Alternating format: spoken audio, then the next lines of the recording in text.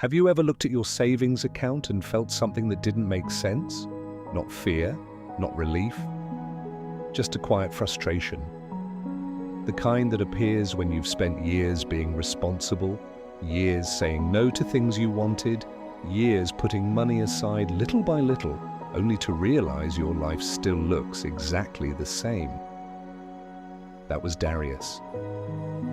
At 28 years old, he worked long shifts at a grocery store where every day felt copied and pasted from the one before it.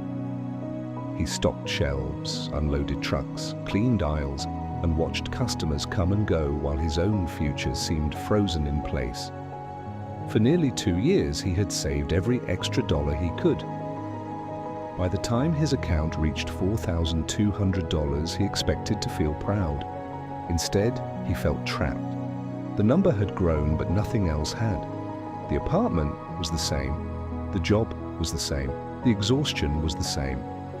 One evening, after another 10-hour shift, Darius found an old notebook he had filled with goals years earlier. Start a business, travel, buy a home, learn new skills. Every page felt like a message from a stranger who believed life would eventually begin.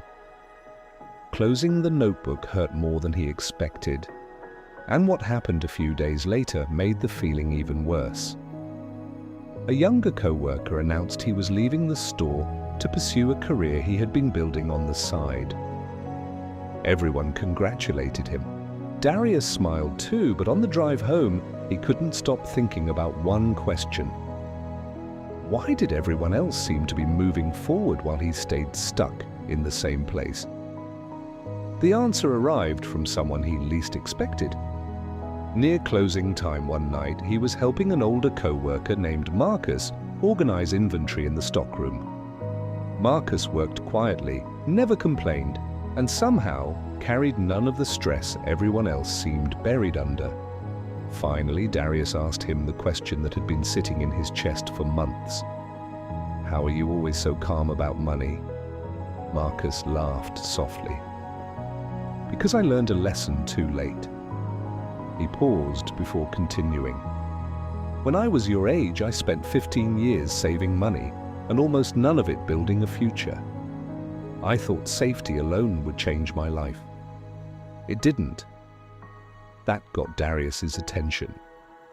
Marcus picked up a marker and drew 2 circles on a cardboard box. "2 buckets," he said. "That's the entire system." He pointed to the first circle. "Safety, this protects you. Rent, emergencies, bad months." Then he pointed to the second. "Growth, this builds your future. Most people spend their whole lives filling the first bucket and wondering why nothing changes." Darius stared at the circles. Marcus wasn't finished. "Rule 2 is your first $100, not because $100 changes your finances. It doesn't. It changes your identity. The day you invest your first $100 is the day you stop acting like someone who only protects money and start acting like someone who builds with it." Then came the third rule. Automate it. If your system depends on motivation, it will die the first time life gets hard. The simplicity bothered Darius. Surely real success had to be more complicated than that.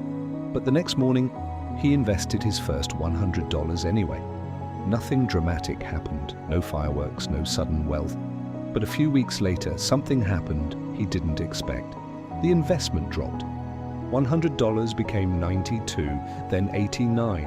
Every instinct told him to pull the money out. Then things got worse. His car needed repairs and the bill was larger than expected. For the first time, the system faced a real test.